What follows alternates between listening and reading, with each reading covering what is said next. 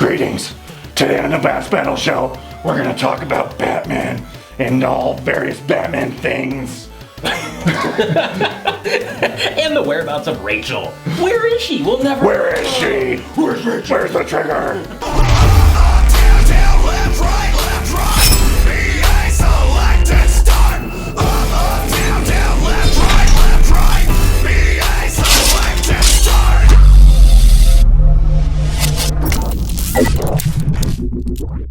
What's up, guys? Adam Ronan here, and we're bringing you a very special episode of the Boss Battle Show today because we're talking about one of our favorite franchises of all time, Batman. Yeah. That's right. Yes. And what comes with Batman is the fourth entry in the Arkham series. For this game is come out on Xbox One and PlayStation 4 and kind of PC, which TJ Combo is going to kind of give you an update of what's happening with the PC version here in just a moment. But yeah, today's all about the Arkham games. Arkham Asylum from Rocksteady with their first game, then they jumped to Arkham City, which was my personal favorite, and then they well, no, they didn't do it. Rocksteady did not do Arkham Origins, which was a very controversial game in the series because a lot of people did not like it. The bridge. The endless bridge, which you could cross over back and forth. Different voice actors, which still did a good job. I personally love the game. TJ loved the game. Jordan probably would have loved the game. And now we're at the finale for Arkham Knight, which brings back Kevin Conroy as Batman. I don't know, maybe the Joker's in it, maybe Mark Hamill reprises. If Joker was in the game, Mark Hamill would probably come back for one final time. Hard to say, no spoilers. So, yes, let's celebrate Batman today, and let's start off with TJ Combo telling you about the crap-ass PC version. TJ! Yo! What is up, ladies and gentlemen? It's the Bearded Wonder, aka TJ Combo. And on the 23rd, everybody was so excited to receive Batman Arkham Knight. And unfortunately, we had some bad news for you PC lovers out there. Typically, you guys always get the best version of every game that you could possibly imagine. You get the better graphics, you get the faster gameplay, you get the online, you get the mods that nobody else in the world gets. But this time, oh, not this time. For Batman Arkham Knight, you got shafted. That's what you guys got. So,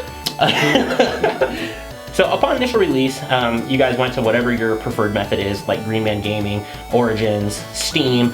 You downloaded the game, you sit down to play, and you were given bugs. So many bugs crawling around. You got glitches. Nobody likes glitches, right? Graphical stuttering, which is a little bit weird, as well as just some unplayability issues that unfortunately caused a lot of people to start crying out for refunds. Nobody wants refunds, especially in the gaming world. And this is coming from somebody who typically, they never used to give out refunds. You downloaded it, you get what you get, and you move on. The game was so bad this time that Steam actually started offering refunds, and everybody else is just following suit. If you want your money back, you can get it because they pulled this game off of the market. That's pretty rare. They're basically saying, this game is so broken, we apologize, we have to go back to the drawing board. And what's weird about this, aside from Rocksteady and Warner Brothers not really putting a whole lot of effort forth, everybody else really is trying to make this one work. So we're seeing AMD, NVIDIA, as well as some outside development companies trying to jump in here and help out to get the coding to actually come together and work. Because AMD, unfortunately, they had some of the biggest issues, and everybody's releasing patches trying to make this game come together, and it's just not happening. So unfortunately, PC guys, I hope you have a console as a backup, because as of right now, it's not going to happen. We're here at the arcade, and we're going to give you our breakdown of Arkham Knight. This is our 10-point system. We're going to give a point to each thing. The final category, the overall category, is worth 3 points. And go! Visuals and graphics! Visuals and graphics. What do you think?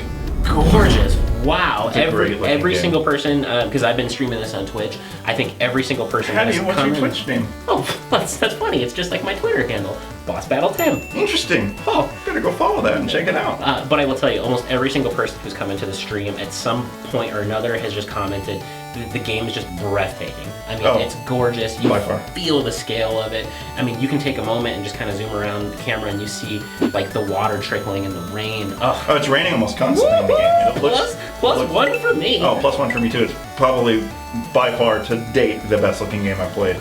Before that, it was Rise. I thought Rise was a great looking game. But Rise was pretty. It was pretty. Yeah. But this topples it. They did such a phenomenal game on the visuals. Yeah. Moving on to gameplay and controls. Timmy, what do you think about the gameplay and controls?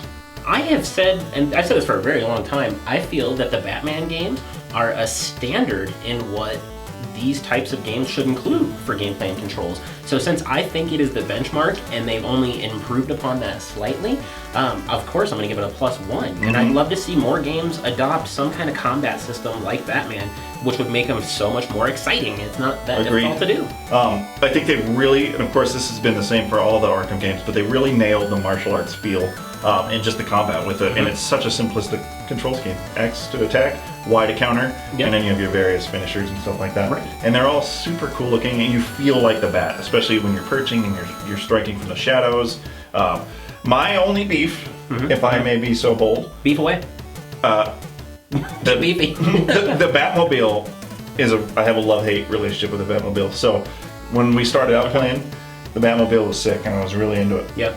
But then as we go further in the game, there's Batmobile sections that are so incredibly hard, I thought I was gonna fucking headbutt the TV and like put it in a chokehold and just snap its neck. Which is part of the beauty of the Batman games. Every one of those games, I specifically remember in Origins where there was like 30 guys on the screen that you had to fight. There's always that moment where you're like, my god, am I actually gonna get through this game or not? Yeah. And you get a little bit of doubt, and then you just stick through it and you make it through.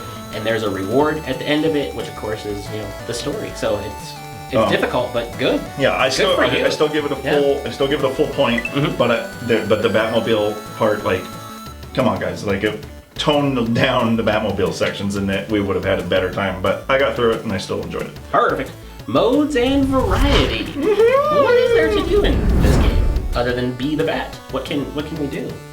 Be the Bat and conclude the Bat story, which is really, the game is a single-player game focused, and that's the meat and potatoes of the single-player mode, which took me about 25 hours to complete.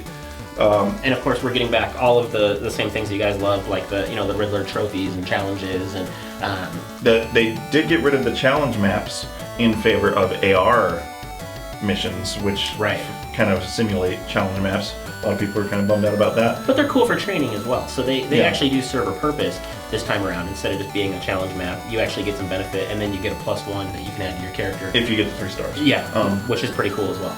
I give it a point because I don't play the Batman games I play them for the story because I'm so invested. So we're trying to see the comic book play out. So anything I think they give us on top of that is just bonus. So of course I'm gonna give it a full point. Right. Okay. Sound design and music. I've only played this game. I feel as if I just told a joke. I've only played this game with groups of people, so I'm almost like not even paying attention to the sound design. Everything that because I typically, like, okay, if I'm streaming, like, I'm really silent during the like a monologue or a little story section just to hear it. And one thing I have noticed is Batman is such a dick to Barbara. He's like, Oracle, do something now. Yeah. I'm just like, God, why is he so mean? Well, he's got issues, and we won't spoil anything in the story, but there's reasons. There's reasons behind everything. Yeah, it all ties into it. He's always been a grumpy cat, and he only gets grumpier as time goes on. But that, coupled with just like the normal combat sound, I mean, it's still +1. It doesn't take away or anything. Yeah. So I'm gonna give it a 0.5, half a point, because the Batman scores from the movies are so iconic, with the Danny Elfman scores and stuff like that. They're so iconic, and the scores in this game musically are very just background drony.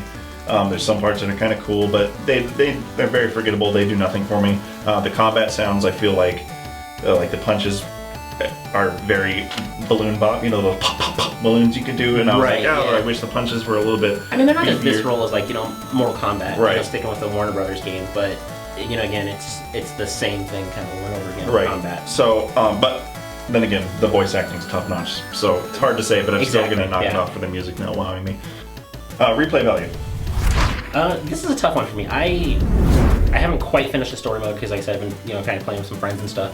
I replayed none of the other Batmans, and while I went back through and I did some of the challenge stuff, it eventually kind of droned off for me. So I definitely did not do a digital purchase on this one because I do anticipate that I'll probably be trading it in. So the story is great for me, but I'm probably not going to go back through and ever experience that again. So however far I make it in terms of percentage is where I'll stop. So replay value for me is almost none. Right. So you're giving 0 points. So for me, Batman is a weird game. Batman's one of the only games where I 100% like I have to do everything for some reason. I'm so deep into these games that I will, as soon as the story's over, I'll go through and do all the side missions. You're a big completionist. So right now I'm almost completely done with it. And I've got about 40 hours out of it. But then again, when I'm done with all that, I'll never probably touch it again because I don't know if I'll do the new game plus. But then again, with Arkham City, I bought it and replayed it all through again when they released the definitive edition or whatever. So I'll give it a half a point because there's a possibility that I'm so invested in the story that I might want to play it again sometime. Cool. But there's not as much as like a multiplayer game would have. So now, while I feel it doesn't have a lot of replay value, this does bring me to my movie factor.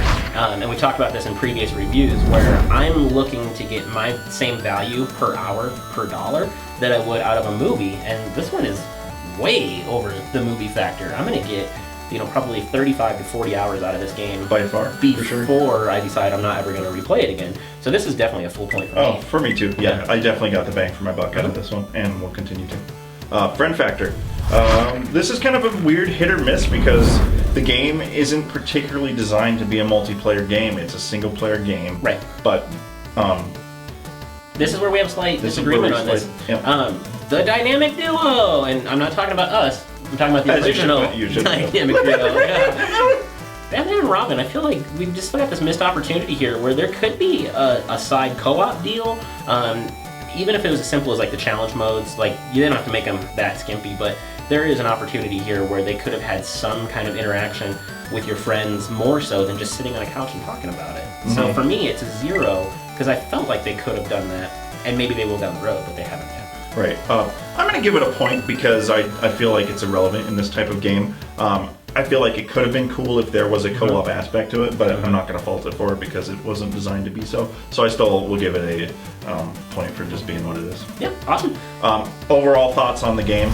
So here we have, this is like our time to say, is it a recommended buy? What kind of bonus points are there? And for this game, we've actually got 3 points that we could allocate to this one. I will be awarding 2. This is absolutely a must-buy, especially if you've played any of the other ones, because we're finally getting some wrap-up to the story. And also, the Batmobile, while it's not perfect, it's so cool just to cruise around in that thing. So I'm giving it 2. It's missing the 3rd point for me, and that comes back to what we saw earlier in this video, and that is the drop of the PC ball. I feel like whatever Warner Brothers problem is with PC games, they probably need to get it fixed. Yeah, totally agree. However, my overall, I'm going to give it the full 3 because the Arkham story from the start of Arkham Asylum all the way to Arkham Knight, I feel is one of the best stories told in video games. And I was trying not to laugh at it, but I'm watching our producer write down our scores backwards, and oh wow. So I give it an E. He gives it an E. I'm giving it a cursive Q, I think. Okay, anyway, I give it a full 3 because it wraps up the story so nice. I know I'm the only one in this room that has totally finished the story, but holy crock. A Dial Dundee. You know what I'm saying? Batman. It is so good. And the way they wrap it up is the finale is great though. With the Arkham Knight, I feel it was a little underplayed in the finale, but shit.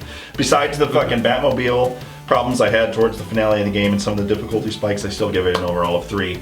My final score, everything tallied together, I give it a 9 out of 10. And I think that's very accurate of how I feel about the game. And actually that falls in line with just about every other review that has come out so far, and that, IGN and Game Informer, everybody else has given this except for GameSpot. Those losers gave it a 7 out of 10.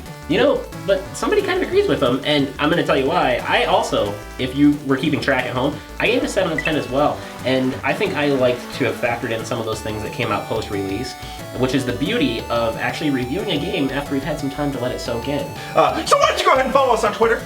And why don't you go ahead and press that subscribe button? Okay, we'll see you soon.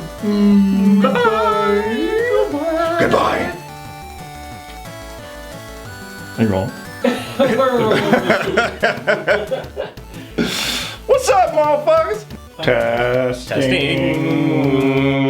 1, 2, 3.